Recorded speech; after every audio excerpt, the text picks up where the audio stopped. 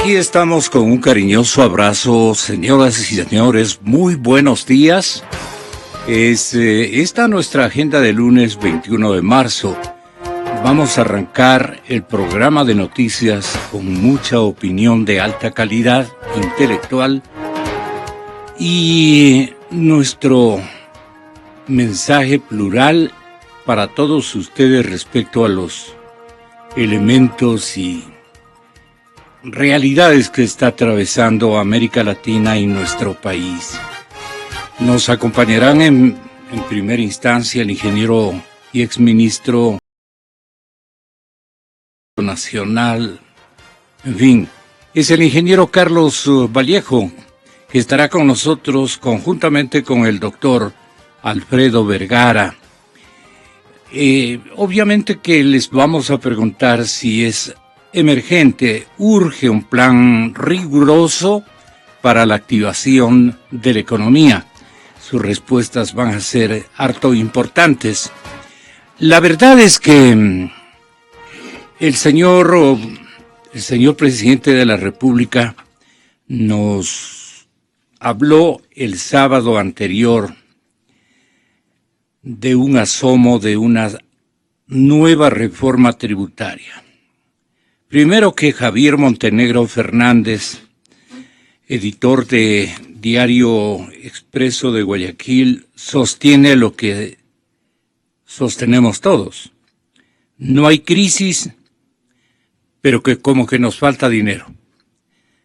No hay crisis, dice y sigue manteniendo rigurosamente también el presidente Correa. Este acerto, pero le falta dinero. Dice que ha hecho un recorte magistral, gigantesco, con unas tijeras electrónicas y que somos el país con más recortes en la inversión pública. Así es que envió un saludo a los sufridores, como él menciona y denomina a sus opositores y adversarios, especialmente conceptuales. El gobierno prepara además una serie de medidas económicas por la caída de ingresos que atraviesa la caja fiscal. En este enlace 467 el presidente dio pistas de una nueva reforma tributaria, aunque de momento esa situación es totalmente difusa.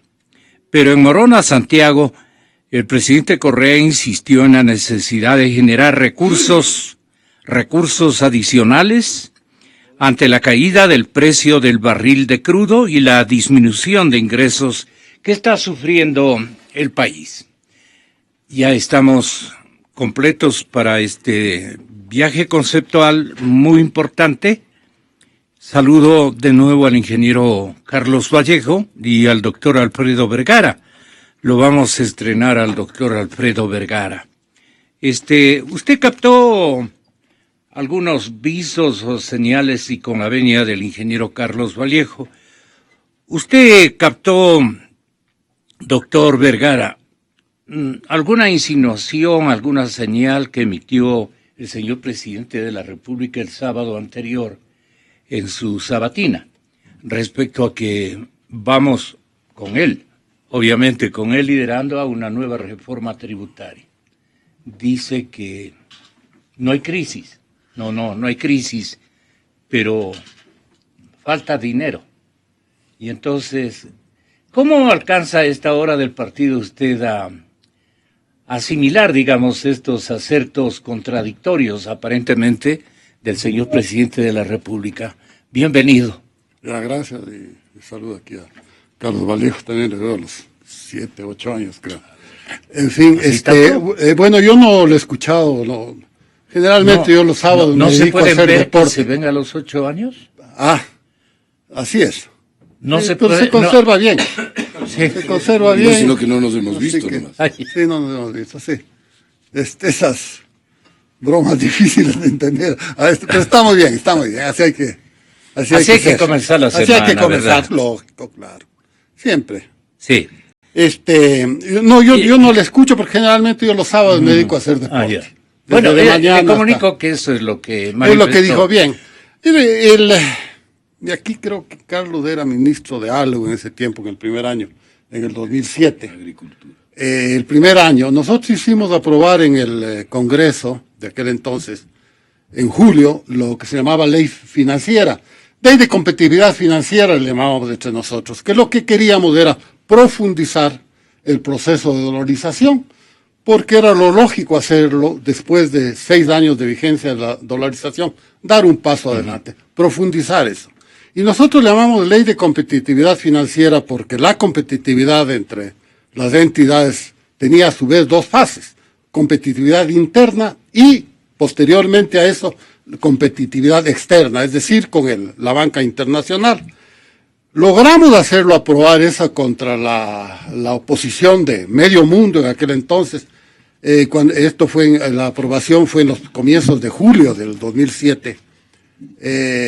Estaban ahí, pues, había unos 27 los manteles que se llamaban en el Congreso, que obviamente se opusieron porque eran, digamos, poco aliados al gobierno. Habían varios partidos ahí que estaban aliados al gobierno, Pachacuti, MPD, Izquierda Democrática, Partido Socialista, y no recuerdo algunos otros más. Los que están ahora con el presidente Correa. Algunos están y otros ya no están, pues Pachacuti, claro. MPD. Se desmontaron ellos antes de ir a tiempo. Así es, pero nosotros logramos aprobar la ley de competitividad financiera con 52 votos.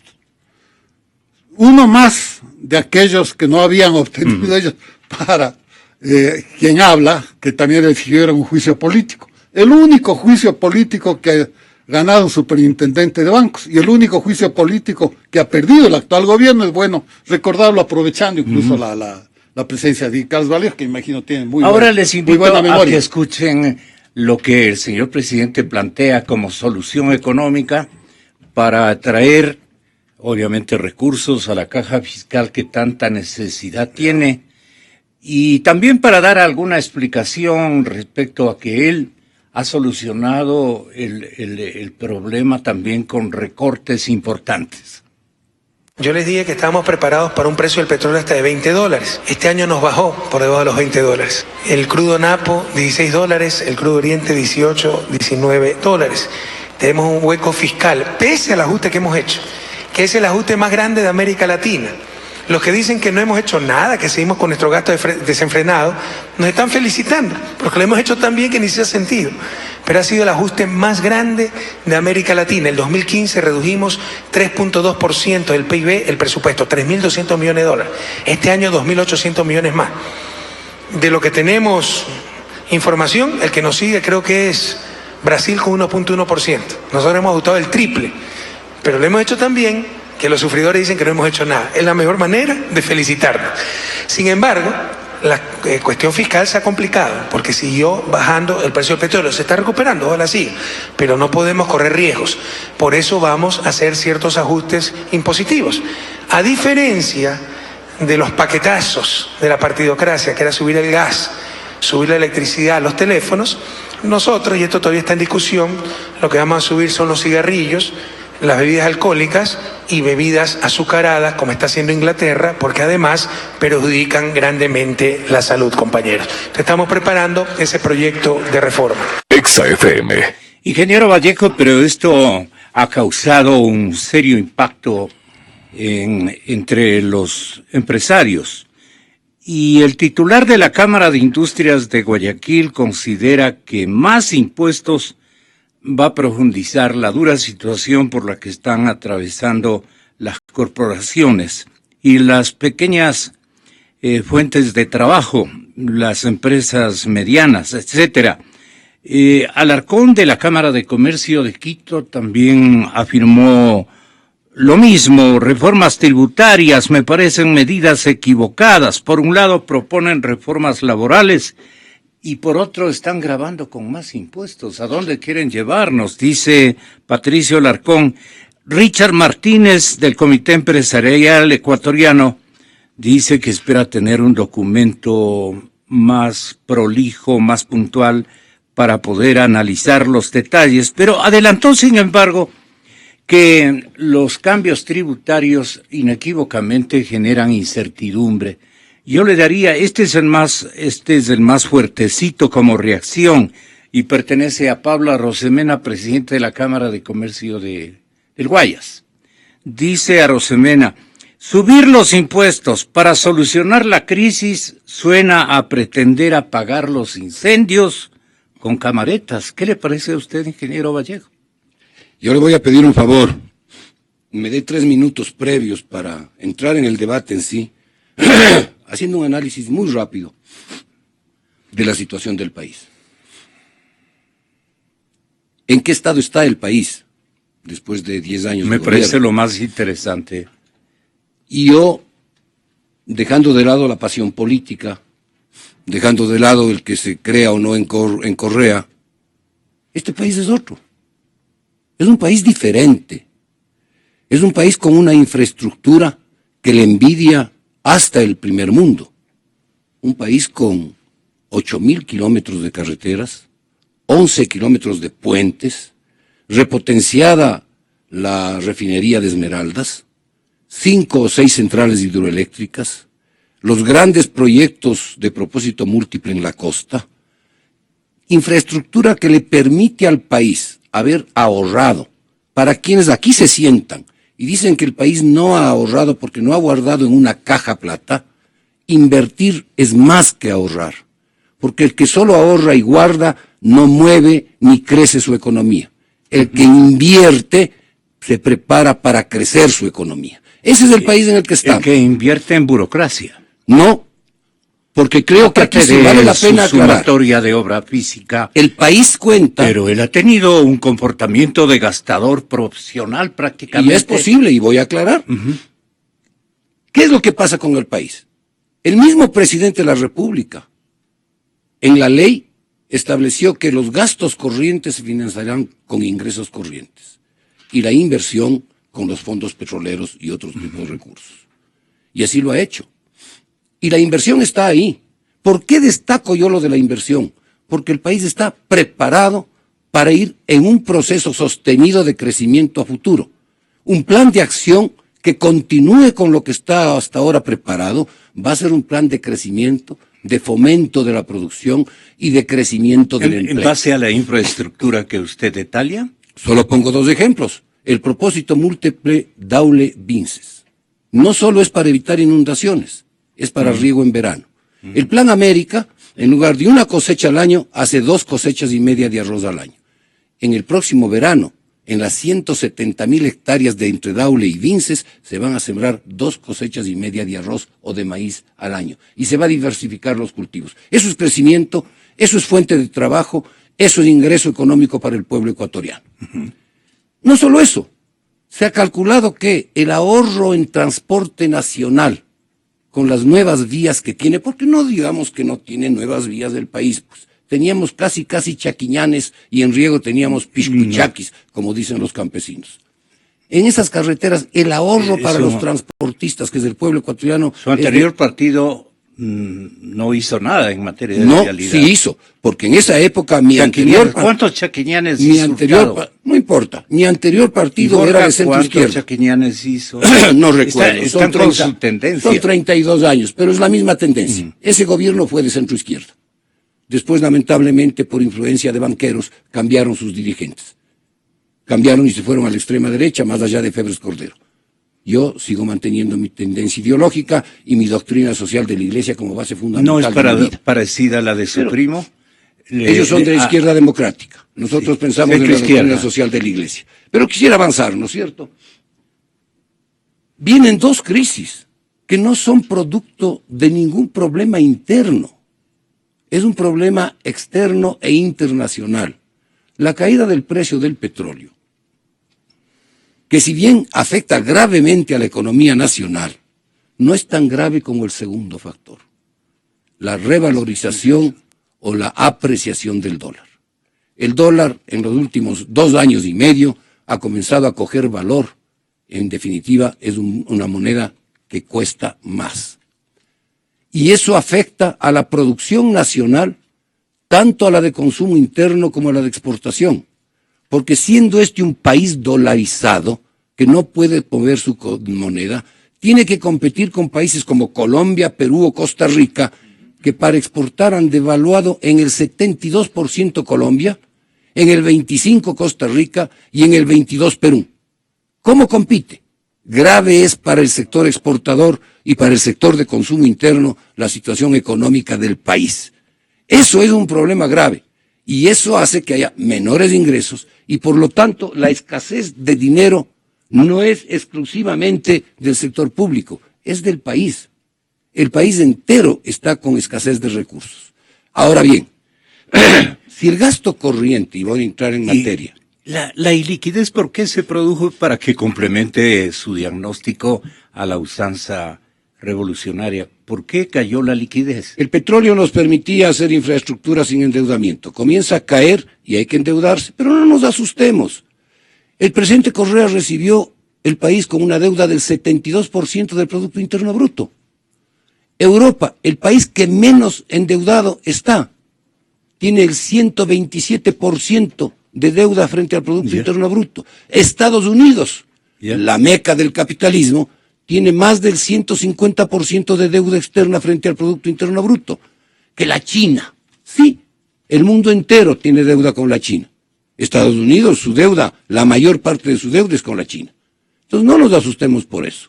Entonces la infraestructura, para continuar, si cae la fuente de ingresos que le permitía hacer la infraestructura, cae porque cae el precio del petróleo, que no es culpa del gobierno, se endeuda. El Ecuador debe el 31% del Producto Interno Bruto, no hay que asustarse.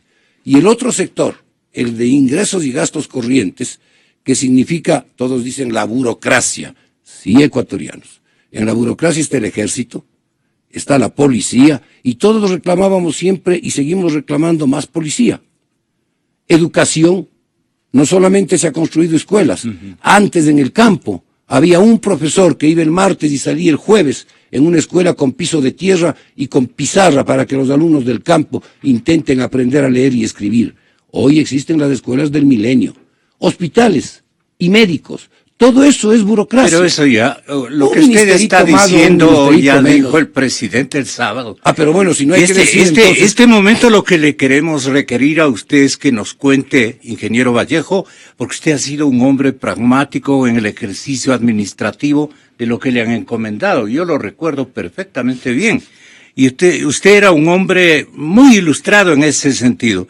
¿Usted nos puede explicar si cree que ha llegado el momento de que el señor presidente mire con gran preocupación, pero con gran preocupación, sin decir que somos los mejores de América en todo, y en la práctica no es así? Hay que cumplir y dar acciones en contra de, o con respecto a los ingresos fiscales, que en este momento están súper ausentes y que deben tenerle en permanente insomnio al señor presidente de la República.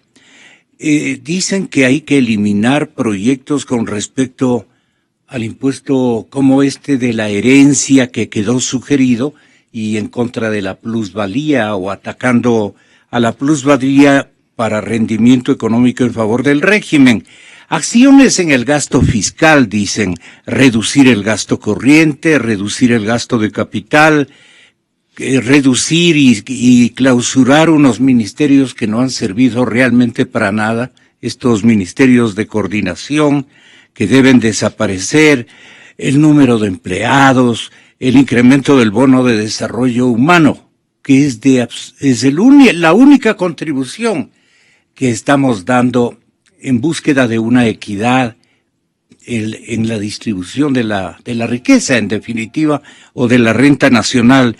Hay que vender varias empresas estatales inútiles, pero no las que ha vendido el señor presidente de la República sin consultar a nadie. Dice la gente, ¿no?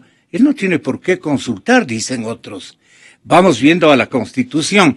Pero bueno, lo importante es que no se está energizando al presupuesto general o a la inversión fiscal para efectos de reanimar a la economía. ¿Cómo reanimamos a la economía? Por ejemplo, ahí usted ha de tener ideas fantásticas. Pero me va a permitir, porque se tomó los minutos anteriores, que aquello le pregunte, a ver, y obviamente usted le replique en buena onda, ingeniero Vallejo. Yo tengo, porque he pensado mucho en esta pregunta Sí, que acaba de hacer. Alfredo Vergara. Yo tengo una respuesta muy clara, pensada, meditada. Pero antes de eso sí quisiera tomarme 30 segundos nada más para responder la pregunta que hizo a mí, pero después ya me quitó la palabra, sobre el problema de la liquidez. Mire, la cuestión es fácil. Si uno mira adecuadamente la cosa, objetivamente, mirando cifras, la dolarización desde el año 2000, enero del año 2000 que comenzó, la liquidez de la economía nunca se detuvo. Hubo cambios de gobierno, bajas de importaciones, subida de exportaciones, bajas del precio del petróleo, subidas, crisis internacionales de 2008. La liquidez jamás se detuvo.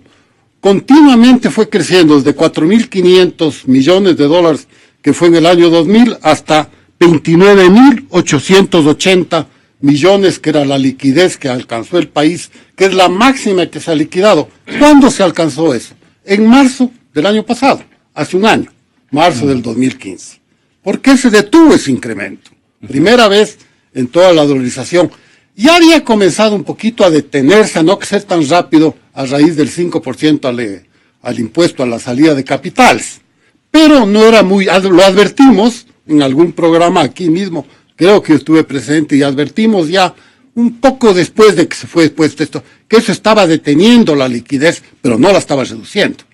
Cuando se puso las salvaguardias en marzo del 2015, el mismo mes en que la liquidez alcanzó su máximo histórico en el país, se puso las famosas salvaguardias, alrededor del 45% a una buena parte de la tercera parte de las importaciones. Lo que el Ecuador importa es el 80% de sus importaciones son para producir maquinarias, equipo de capital, insumos, materia prima. Por lo tanto, poner salvaguardias sobre eso, aunque no sean destinados las más salvaguardias a esos, casi de todas maneras ha detenido la cosa. En todo caso, yendo a su pregunta, no a la parte macroeconómica, ahí se detuvo la liquidez. Y desde ese mes comenzó a reducirse hasta diciembre del año pasado, en que se redujo más o menos un 10%. Ahora en enero y en febrero ya no, nuevamente se ha detenido. Se recuperó un poco, pero eso es normal en el mes de febrero, después de diciembre. Entonces, mi respuesta es las salvaguardias. Eso sacó dinero del sector privado, lo trasladó al Banco Central. El Banco Central, ¿cuál es su primera obligación? Financiar el pago de la deuda pública y los gastos de ahora viene el tema de los impuestos, obviamente, porque el presidente dice, yo voy a hacer ese tipo de esa reparos es la segunda liquidez. pregunta. Yo voy a hacer reparos a la iliquidez a través de estos impuestos, Sí. que me van a producir 300 millones de dólares. Sí, pero eso tiene que ver con la segunda pregunta, que era la que en realidad Sí, me la no, hizo. no se Esto era nada más liquidez, porque no me yo ha de creo que haber es... contestado a tiempo, que me pasé donde el ingeniero Vallejo. Seguramente así fue. En todo caso, es mi punto de vista de liquidez, muy objetivo y matemático. Uno observe la cifra, ¿no? Ya. Bien. Respecto a lo que usted dice, mire, yo entre rato quisiera la rarísima oportunidad que usted me da de hablar en esta radio que tanta influencia tiene en el país. Yo no quisiera perder el tiempo este rato ni hablando ni de las cosas que habla la oposición, el gobierno. Una reducción del gasto. Se ha dicho, el gobierno sí lo está reduciendo, forzado por las circunstancias. La segunda cosa, incremento de Perdón, impuestos. ¿qué significa forzado por las circunstancias? Falta de liquidez. Ya no le queda más. Falta de liquidez. Pero falta digo, de ya adelantos. no le queda más. Ya no le queda más, pongámosle en esas Entrarle a palabras. la tijera y otras Sí, cosas. sí, pues pongámosle en esas palabras. Nuevamente, yo no quiero entrar en ese tipo de cosas, discusiones ya hechas y saturadas la prensa de todo este tipo de cosas. Más impuestos, el gobierno lo que sigue, una reducción del gasto, que nuevamente entramos a eso, acudir al Fondo Monetario Internacional, que últimamente he oído mucho, sobre todo en el lado de la oposición, pero también en mucha gente o analistas filogobiernistas, acudir al Fondo Monetario con dos objetivos. La una, que nos abra puertas a nuevo financiamiento, que el fondo nos dé unos 800 o 1.000 millones, no es mucho, pero nos abre puertas a otra financiación y sobre todo nos reduce la tasa de interés. Ya no tendremos que pagar sobre el 10% que actualmente estamos pagando. Entonces, esas cosas yo quisiera mejor mirar al futuro. ¿Qué hacer? La idea que nosotros hemos tenido, profundizar la dolarización. Es decir, rescatar la ley financiera de competitividad financiera que fue declarada inconstitucional por la Asamblea de Montecristi, el peor absurdo que pudo haber hecho esa Asamblea, porque además no puso ninguna ley sustituta. De ahí pues todo ha sido a dedo. Nombramiento incluso de entes de control a dedo, tasas de interés a dedo, costos, tarifas a dedo, cuando con esa ley se redujo a la mitad los costos y tarifas en apenas 6 meses, y en una tercera parte las tasas de interés. La segunda parte que no se hizo fue la cuestión de apertura al capital financiero internacional. No, yo no sé por qué no se la habrá hecho. No cree que hay un riesgo que cada día se va presentando para que la dolarización se nos vaya? A ver, Ecuador tiene más o menos del Producto Interno Bruto, hablemos de cifras tontas, más o menos 100.000 millones. 25% es financiado con recursos bancarios. 25.000 millones más o menos lo que flota. Comparemos con El Salvador, no nos vayamos muy lejos. Salvador se dolarizó un año después que nosotros, sí, hace 15 años, nosotros hace 16. Actualmente el 50% del Producto Interno Bruto del Salvador, es decir, el doble que nosotros relativamente hablando, es financiado con recursos bancarios. Y no hablemos de Panamá. Panamá tiene una profundidad financiera de 6 veces la nuestra. Es decir, el 150% de su Producto Interno Bruto es basado en el crédito bancario panameño. Es decir, para mí, tanto Salvador como Panamá no tienen problemas ni de balanza de pagos, a pesar que sí tienen déficit comercial, lo han tenido desde el 2005 a esta parte. No tienen problemas de balanza de pagos, sí de déficit comercial. ¿Por qué? Porque esa diferencia es sustituida con el financiamiento que no viene a través de deuda, sino a través del sistema bancario. Fíjese, en Panamá el 52% de los créditos totales, de los préstamos productivos totales, son con recursos externos. En El Salvador el 94%. ¿Y aquí? Aquí será pues con recursos externos, no sé, había por ejemplo que saber, a ver, el único banco que tenemos supuestamente internacional es Citibank, pero no es internacional, es el nombre de internacional.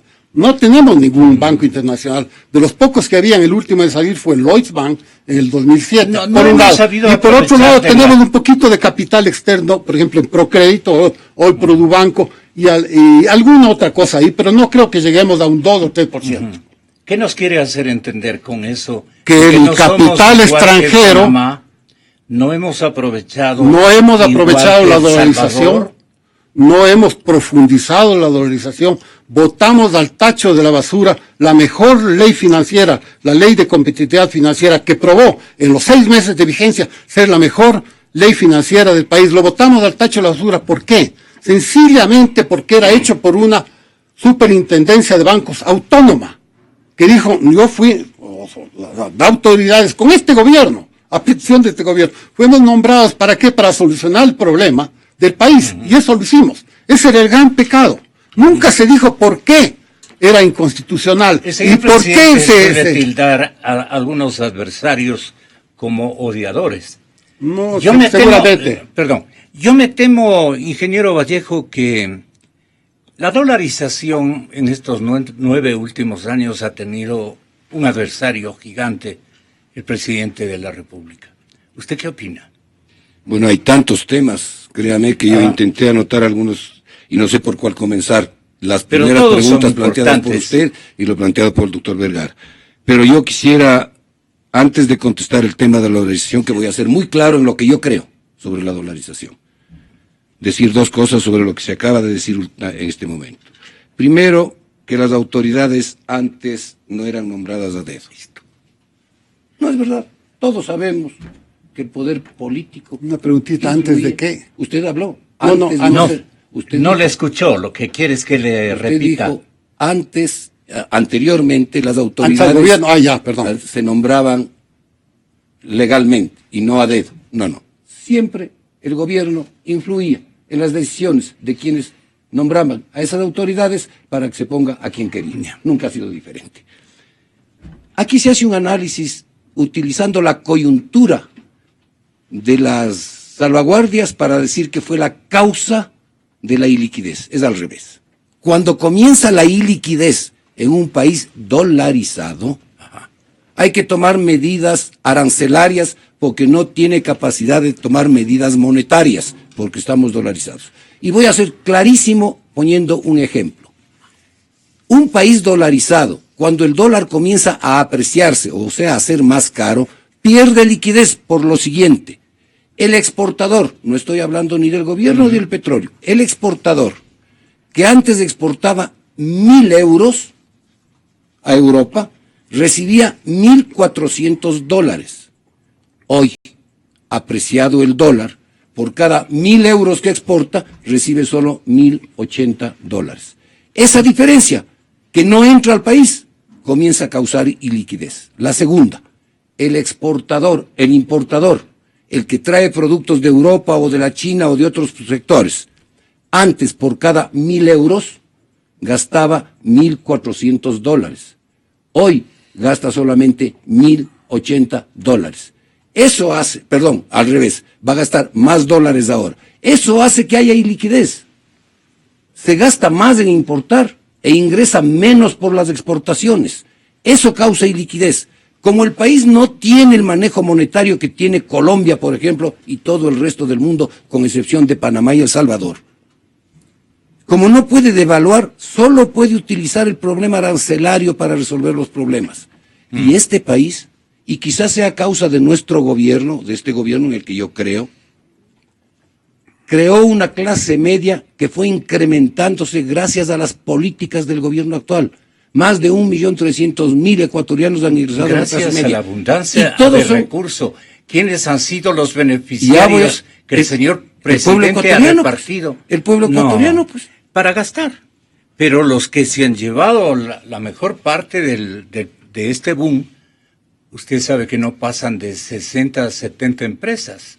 Y esas que bien tratadas han sido por un gobierno de izquierda revolucionaria. Como dicen normalmente, no me cambie de tema. Perdón, Gonzalo. Sí, no, tranquilo. Pero vale la pena. Todo el mundo dice que ha despilfarrado la plata. Primero, ¿de dónde vino la plata? Aclaremos. El petróleo no es que con Correa comenzó a tener más de 98 dólares. 2 años antes ya tenía un precio alto. Pero se llevaban todas las empresas petroleras y los que estaban alrededor de las empresas petroleras. Claro. Porque el Estado cogía 3 o 4 dólares por cada barril. Correa cambia las reglas de juego. No es que le llovió plata al presidente Correa, no. Creó condiciones para tener, condiciones. Pero indudable, pues, cambia los contratos petroleros y el Estado coge el 98%, porque antes sobre 15 dólares las empresas petroleras se llevaban todo el resto. Así eran los contratos. ¿Quiénes hicieron? Averigüen quiénes hicieron esos contratos. Y el presidente Correa cambia las reglas de juego y tiene plata para invertir en lo que hemos dicho ya varias veces. Usted me dice, el presidente ya dijo eso. Es que hay que repetir. Este país es otro país, es un país diferente. Entonces, las salvaguardias lo que hace es intentar, a través de un mecanismo paraarancelario o arancelario, disminuir las importaciones, porque nos acostumbramos a importar todo.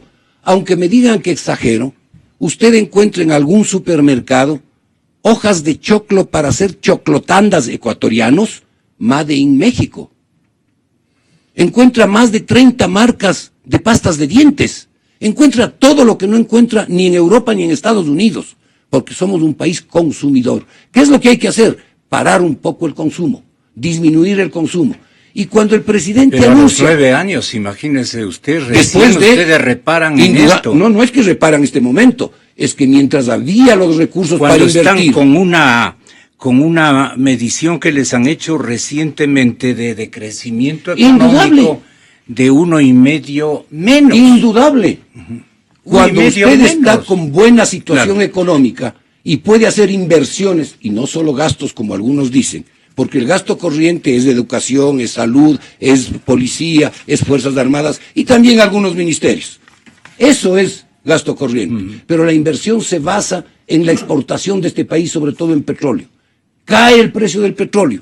Desaparece el ingreso del petróleo para el Estado ecuatoriano y se endeuda. ¿Cuál Esa es la debió razón. haber sido Ahora ahí bien, el mensaje adecuado? El momento en que ya no tenía liquidez. este que está dando el presidente permanentemente. De los impuestos. Los ajustes no se hace como dice la oposición. Haga ajustes. No, no, no, no. Hay que ser coherentes. Yo nunca he oído una sola propuesta sólida sobre cómo avanzar en un momento en el país que el país atraviesa con dificultades económicas. El presidente sí las da. Y yo las repito. Los proyectos de inversión que ha hecho el país le van a permitir en los próximos años crear fuentes de trabajo. Fuentes de trabajo para que mejoren los ingresos del pueblo ecuatoriano. O sea, el señor presidente va a mantenerse un periodo más. Yo no estoy diciendo eso. El presidente ya dijo que no va a ser dijo presidente. años más, dice. Yo digo que ojalá el modelo, la forma de gobernar vaya siempre adelante, Claro, porque si gana cambiar de Alianza modelo, País. cambiar de modelo e irse a un modelo de libre mercado en el que haya apertura para las importaciones, y perdónenme en el calificativo ecuatorianos que usan ustedes muy siempre, y le joden al sector exportador, este país quiebra. Hay que defender la exportación de este país, porque todas las cámaras que hablan son de importadores o de comerciantes. ¿Por qué no les preguntan a los exportadores si la situación del país es boyante? Si están ganando lo que ganan los comerciantes y los importadores, los exportadores de este país. Camarón a la mitad de precio, atún casi al 60% menos, brócoli con caída, flores con caída. En comparación con los vecinos, es que somos una economía extremadamente cara. Dolarizada. Cara, eso. carísima. Cara y carísima. Claro que es carísima. Y la gente va a porque Ipiales estamos y ve, dolarizados. compara, ¿no? Y dice, qué barbaridad. Claro, el Ecuador pues, es carísimo. claro, pues porque está dolarizado. Pues Colombia devalúa 78% y usted puede comprar un pantalón en $10 cuando aquí cuesta 30. Tenga la bondad Indudable. de comentarle esta observación que le formula el exministro Fausto Ortiz. O sea, si el gobierno necesita que la recesión no sea tan fuerte en este año que apunta por los organismos multilaterales más del 2%, el gobierno insiste con una cifra para el 2016 de 0.4%, mis números hablan de 1.5 negativo de crecimiento del 2016. Si la insistencia del gobierno es que no haya tanta recesión en este año, entonces debería encontrar mecanismos para dinamizar la economía, dar apoyo al sector privado para que éste pueda conseguir financiamiento internacional o que traiga sus propios recursos para reactivar la economía.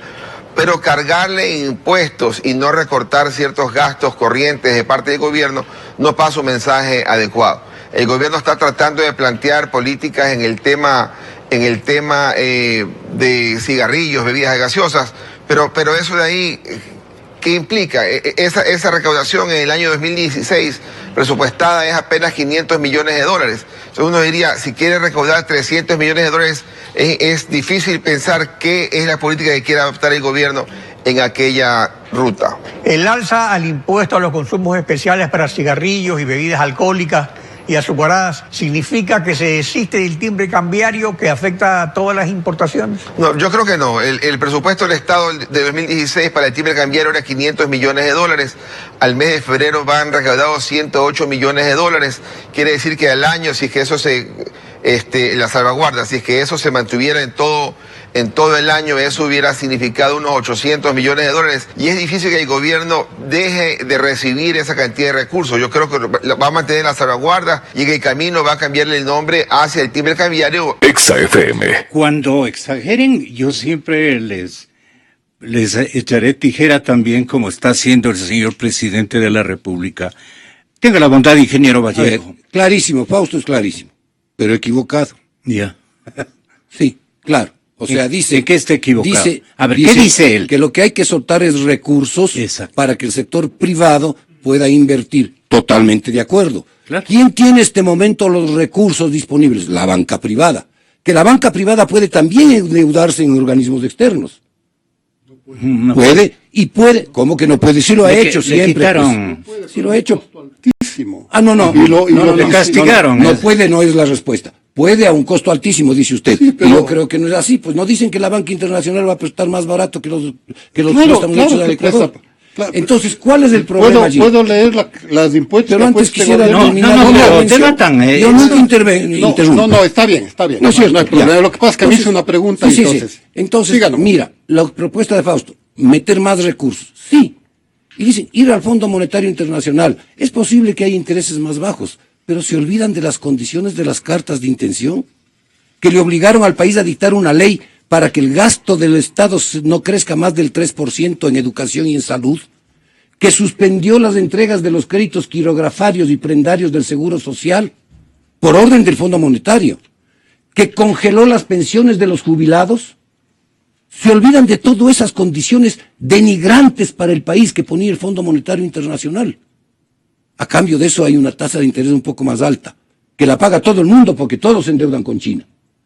Entonces, no hay como decir... No quiere el señor presidente que se sepa en el Fondo Monetario Internacional las ligazones, las estrategias financieras que ha establecido con la China, seguramente algo que no le gustaría avisar a estos organismos internacionales. No es verdad. No, le ¿No pregunto, cierto? es lo que se comenta, yo quisiera ¿no? acabar la intervención de Fausto, ¿no es cierto? Porque dice entonces que los impuestos ahora a los cigarrillos van a agravar más al pueblo ecuatoriano. A ver, aclaremos. Si pone impuestos a las lechugas, a las papas y a los alimentos, sería una idiotez. Pero si es que faltan recursos, y como no tiene posibilidades de mover la moneda porque estamos dolarizados, el camino es el tema... No puede devaluar, diga. El tema de imposiciones. Y poner más impuestos a los cigarrillos, a las colas... Y a los licores. Y a los licores, no está agravando la economía del pueblo ecuatoriano. El que quiere fumar, que no es una necesidad, que pague más. El que quiere tomar trago, que pague más, porque no es una necesidad. Y el que quiere tomar Coca-Colas, en lugar de una buena limonada o una buena naranjada, que pague más. De ahí van a venir unos 300 o 400 millones, que es totalmente diferente a lo que dicen del timbre cambiario. Entonces, las salvaguardias fueron necesarias para salvar un poco la economía de las importaciones. Irá a la carga con el timbre cambiario. Y el timbre cambiario es una necesidad para los exportadores. ¿Quién dice que no? ¿Quiénes están protestando? Los importadores. El país tiene que dejar de importar. Si quiere, no digo cerrar por fronteras, no, pero tiene que disminuir las importaciones. Nos tenemos que despedir desde ya del dólar, si es que van al timbre cambiario. Y el Estado, que por obvias razones está recibiendo menos recursos contestarme que esto, antes, ingeniero. perdón. Si es que ponen en vigencia el timbre cambiario, nos despedimos de la dolarización. ¿Por qué? Y esto lo sabe el señor presidente de la Pero es como República. decir que porque nos bañamos las mañanas no vamos a almorzar. Pero ¿por qué tiene que ver? ¿Qué tiene que ver el timbre cambiario con la dolarización? Este gobierno ha dicho que va a sostener la dolarización. ¿Quién es mi criterio personal? Que no lo va a hacer el gobierno. Hace 8 años o 9 yo hubiera salido de la dolarización. ¿Por qué aguantó la dolarización? Porque el dólar se devaluaba, por lo tanto recibíamos más dinero los ecuatorianos, porque teníamos 3.000 millones de los migrantes y porque el petróleo estaba en 98. Que rescató el valor el presidente Correa de lo que se llevaban las petroleras. Había ingreso de divisas virtuoso. Cambian la estructura económica del mundo, hay crisis a nivel mundial, cae el precio del petróleo, se revaloriza o se aprecia el dólar y la economía nacional tiene una situación difícil. ¿Por qué cae el ingreso de divisas en el Ecuador? ¿Por qué en el periodo correísta las cosas varían, cambian, pero le ponen bien, cambian en bien, dice yo creo el ingeniero que Valdés? ¿Usted qué opina? Cambian en mal, así dicen las estadísticas. Y lo voy a demostrar con cifras. En realidad hay muchos temas aquí que mejor voy a dejar un poquito la paja a un lado y ir al centro. Me encanta escucharle. Lo concreto. A ver, el Ecuador en dolarización le ha ido muy bien en estos 15, 16 años. Además del empuje del petróleo que se dio pues en años previos y que se terminó hace poco más de un año. Muy claro. Pero el crecimiento del Producto Interno Bruto, cifras internacionales, cifras además a las que acude mucho el gobierno y prácticamente todos los gobiernos, porque son respaldadas, no solo se originan en el Banco Mundial, no que también son avalizadas por el BID y por la CEPAL. Entonces todo el mundo les respeta. El porcentaje del crecimiento del Producto Interno Bruto ya en los años dolarizados, desde 2000 al 2006, antes de este gobierno, fue de 4.8 anual, ¿no? Con precios del petróleo relativamente bajos. En todo caso, olvidémonos de eso. Desde 2007 al 2015. hablábamos del barril. 4.8. ¿De cuánto el precio? Habría un poquito que ver porque ahí también hubo el problema que se exportó diferentes cantidades. Habría que hacer un prorrateo. Pero el precio promedio fue de $32 entre el 2000 y el 2006. Pero no quisiera desviarme ahí. ¿Cuál fue el crecimiento del Producto Interno Bruto? Ha sido en la época correísta hasta el año 2015. Ha sido de 3.9. Por lo tanto, algo debe haber pasado entre el primer periodo y el segundo periodo, y ese algo no puede adscribirse a la reducción del precio del petróleo, porque esa reducción se comienza a producir a mitad del año 14, es decir, hace un año y medio, nada más, ¿no? Es decir, por lo tanto, yo creo que poco de mal manejo económico, y primero, y segundo, y en esto yo insisto, el desprecio o tratar de boicotear el proceso de dolarización del país. ¿Boicotear cómo? Primero, por lo que ya dije en la primera intervención, haber declarado inconstitucional la ley de competitividad financiera, e insisto, la mejor ley, que se me pruebe lo contrario. Yo tengo números para demostrar que es la mejor ley financiera que se ha dado. ¿Boicotear a través de qué? Aquí pues el ingeniero Vallejo decía que ¿por qué no vienen acá los bancos, no traen, si no dicen que es fácil, no dicen que es barato? Todo eso decía, ahí fue cuando le interrumpí, porque creí que era una pregunta, le dijo, bueno, ¿quiere que le diga yo por qué? Ahorita voy a decir porque creo que es lo fundamental, en responder esa pregunta. Miren, primero el impuesto del 5% al flujo de capitales. A un banco extranjero, habían aquí 8 bancos extranjeros al comenzar les hicieron volar. Volaron, para el 2010 no quedaba ninguno, excepto el Citibank en nombre, el último fue el Lloyds Bank. Bueno, el 5% para el impuesto al egreso de capitales para un banco extranjero, con capital extranjero, es mortal, por una razón. Un banco extranjero mueve demasiados recursos a cortísimo plazo. No sé si tiene alguna experiencia bancaria el ingeniero Vallejo. Usted, Gonzalo, creo que también. Sobre todo los bancos extranjeros, hay incluso grandes movimientos de recursos overnight, no digamos así. Por lo tanto, en un año yo hacía alguna vez un promedio de un banco extranjero en un país no del primer mundo, mueve como 5 veces el capital, es decir, hay una salida del mismo capital 5 veces. Si uno multiplica 5 por 5 que se paga cada vez que sale, resulta un 25% anual. Entonces es un costo altísimo, además de la inseguridad jurídica. Segunda gran cosa dentro de esto, la obligación que existe en el Ecuador de comprar bonos del Estado hasta un 10% del pasivo de los bancos, aplicados a los bancos nacionales, pero sin eximir de ese mismo costo, de esa misma obligación de pago o de compra de bonos a los bancos internacionales. Para un banco internacional, esa cuestión es muchísimo más costoso que para un banco nacional, por una razón. El Banco Internacional mira al Ecuador como lo que es para ellos, un país extranjero. Si yo tengo que aplicar de mis utilidades y de mis pasivos, es decir, del capital de mis accionistas, y esto hay que mirarlo así, aunque se diga, los accionistas del bancario, insulten lo que quiera, pero ese es el mundo. Y también, en el socialismo también funciona mucho eso, no quiero desviarme nuevamente, pero tienen ellos que pagar un 10% sobre un país que ya pierde o que tiene que pagar alrededor de un 15% por el riesgo país. Antes estaba en 1.700, es decir, 17 puntos porcentuales, ahora bajó a 1.500, pero de todas maneras 15 es una cosa hartísima exigirle a un tercera cosa. ¿Qué nos está demostrando? Lo que estoy demostrando es lo caro que comenzó a ser el tener capital financiero de origen extranjero aquí en el país. 5%, 10% de compras de utilidades, riesgo país y otros más, pequeñitos que no voy a decir, pero sí quisiera terminar diciendo una cosa. Y la cuestión de la Cámara de Compensación en el Banco Central, que obligaban, cuando estaban aquí los bancos extranjeros, a que ellos también participen. Decía, ¿por qué los bancos extranjeros van a salirse de la ley ecuatoriana? Tienen que entrar a la Cámara de Compensación del Banco Central. Eso es una cuestión totalmente arcaica, que no solo por principio, sino por necesidad, un banco extranjero no lo puede aceptar. Por una razón, ¿qué significa la Cámara de Compensación del Banco Central? Primero, que es una cuestión anacrónica totalmente, ya incluso para la banca nacional.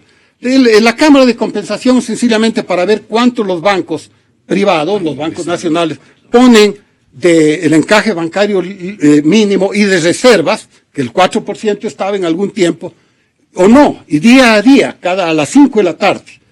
Eso. En dolarización eso ya no tiene ningún objeto de existir, porque el dólar es la propia reserva del dólar. Antes, el sucre, la cámara de compración, era para ver sucres respecto a dólar y el oro monetario, etcétera, etcétera. Es decir, totalmente arcaico, pero ahí pues el Banco Central lo sigue haciendo sin pensar que eso ya no sirve. Pero para un banco extranjero son jóvenes es muchísimo los que hacen peor. eso. No sé, arcaicos. quitaron la ley final. Sí, totalmente. Yo les dije a ellos, cuando se nombraba tuve un debate, no sé si vio un debate que fue el gobierno lo publicitó en directo, pero lo obligó a otros canales en directo que lo pasen, no sabía lo que iba a pasar ahí. Pero no sé si usted vio eso. Yo les dije el mensaje que hasta ahora recuerdo, a los 5 jóvenes que ya sabía quiénes eran, en aquel entonces estaban 2, el que es el presidente y algunos de los vocales de 5, cuando unían a las 4 pilares de la dolarización en una sola, en esta superjunta. Yo les dije, miren, ustedes van a coger en sus manos un poder tan grande, un arma tan grande, además, aupada por el poder político, ¿no? Pero un arma económica tan grande que no van a saber ni cómo utilizarla, ni para qué utilizarla. Eso fue hace casi 2 años. Dicho y hecho. Dicho y hecho. No saben qué hacer. Carlos, no es una crítica personal, sino que es un hecho. Terminamos. No han tenido nada que hacer. Sí, yo solo hago 3 declaraciones y la una, sin tratar de molestar ni mucho menos a mi buen amigo. Alfredo Vergara. A Alfredo. Él me dice ingeniero Vallejo, yo le digo Alfredo, somos amigos desde hace muchos años. Ha repetido por 9 veces que se eliminó la ley de competitividad financiera. Que la dictó él, o sea, él la propuso desde la superintendencia. Y la hice aprobar, sí, contra viento y no se trata de sangrar por la herida. Mi ley me votaron Mire, si yo me quejara de lo que yo hice en mi Ministerio de Agricultura hace 32 años o 7 años, y que han dejado de hacer, tendría que estar llorando en la calle. Pero no es así. Entonces, las leyes son buenas o son malas. Segunda cosa, él dice que la dolarización le fue siempre pero muy no bien. le podía ni ver. Claro que le fue muy bien al país, y yo vuelvo a repetir, mientras había sostén en la economía nacional para sujetar o respaldar al dólar, le iba muy bien, pues. Precio del petróleo, dólares que les quitó a las petroleras del presidente Correa y entró al Estado ecuatoriano, migrantes y exportaciones fomentadas porque el dólar se devaluaba. Desde que esto dolarizó, desde antes el dólar venía devaluándose y iba ganando terreno el Ecuador al recibir más dólares en sus exportaciones. A mediados del 14 o antes del 14, ¿no es cierto?, comienza a apreciarse el dólar. Allí arranca parte del problema de la liquidez para el Ecuador, porque es un país dolarizado. Me dice Panamá, la economía de Panamá es diferente a la ecuatoriana, por favor, pues. Claro que es diferente. Ecuador es exportador de bienes primarios, incluyendo el petróleo. Café, cacao, bananos, rosas, brócoli, etcétera. Panamá ni siquiera produce eso. Panamá es intermediario de comercio y da servicios. Compra servicios financieros. Igual que el Uruguay. Compra o trae, que no es lo mismo comprar que traer. Compra o trae productos y manda a otros países. Ese es el negocio de Panamá. Igual que el Uruguay, entonces no hablemos de comparar 2 economías. Pero la otra cosa que me acaba de decir usted es la banca extranjera que se fue. Se fue porque le quitaron el negocio de ser sacadores de capitales. Pues. Eso eran, pues. ¿De capital? Claro, pues ya cuando les ponen condiciones para que no sean intermediarios de sacadores de capitales, se fueron del país. Bueno, pero a la banca extranjera había que ponerle las mismas condiciones que a la banca ecuatoriana, porque de no era una competencia desleal, pues. La banca extranjera haga lo que le dé la gana. La banca nacional sujeta a las leyes ecuatorianas. Si es tan amable. ¿A través de qué mecanismos ellos sacaban las divisas? Depósitos que se hacían en la banca y que sacaban al exterior, pues eso eran la banca extranjera, pues. O sea, casi, y siguen todavía sacando plata, pues. O sea, casi lavadores, dice usted. No tengo este rato las cifras, ¿no es sí, cierto? Ingeniero Vallejo, ¿lavadores? No he dicho lavadores, por favor. Por favor, yo de lo que no compruebo nunca hablo. El 90% de los créditos de esos que dicen que daban eran capitales golondrinas, pues. de cortísimo plazo, pues, no para inversión. Y aclaremos una cosa más, que no viene inversión extranjera por inseguridad jurídica, no. La inversión extranjera va a los países donde hay rentabilidad. Y el Ecuador es cada vez menos rentable para el sector productivo por el problema de la dolarización y una dolarización en tiempos en que el dólar se está apreciando. Es cada vez menos competitivo el Ecuador. No entro yo en análisis de muchas cifras y muchos datos bancarios. ¿Y por qué no sugiere que mejoren por ese lado las condiciones? Están trabajando para eso. Lo que yo le digo, pero concretamente usted, ¿qué les pide al frente de jóvenes que impulsan y manejan las políticas financieras? Vez. Claro. Todos fuimos jóvenes. Yo cuando fui ministro de Agricultura la primera vez, jóvenes son tremendamente joven, pues claro. Y no cometí errores, porque estaba formado para hacer. Y yo creo que los muchachos o jóvenes que están en este momento están formados para estar en los cargos que están. Pero además, aclaremos, están manejando una economía con dificultades por problemas externos que son insalvables internamente, y por eso hay que tomar medidas serias, ¿Usted qué opina serenas, tranquilas, para resolver el país. Que no se pueden resolver internamente. No se pueden resolver internamente porque se va contra la lógica de la cosa. Estamos en un país dolarizado. Si es que el gobierno, como dijo Carlos hace un rato, no le gusta la dolarización, debía haber quitado en el instante en que subió al poder, no después. Después ya es muy tarde. Y no le está sacando, no está saliendo. No, pero digo, si es que no le gustaba debía haber lanzado eso. Pero no hizo eso, lo que hizo es comenzar a dificultar el funcionamiento de la competitividad financiera, primero quitando la ley. Yo no digo que es la ley mía la que se ha quitado, no, fue una ley, Carlos, estuvo todavía acá en el Ecuador, debe acordarse, que redujo a la mitad los costos y tarifas financieras, quitó las comisiones que habían hasta el 60%, bajó en un 30% las tasas de interés, bancarizó a 220,000 nuevos microempresarios en apenas 6 meses.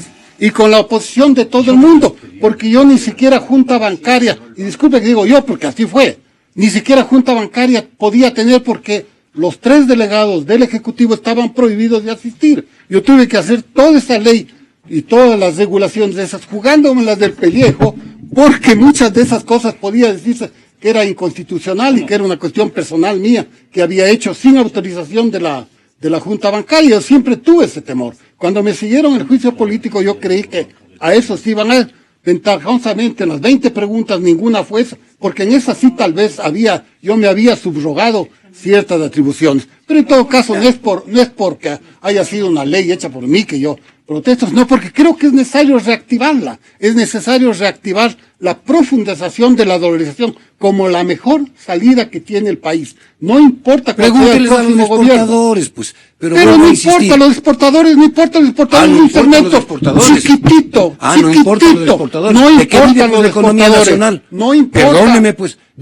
Entonces el país vive de las importaciones. Los exportadores viven un 80% de lo que importan.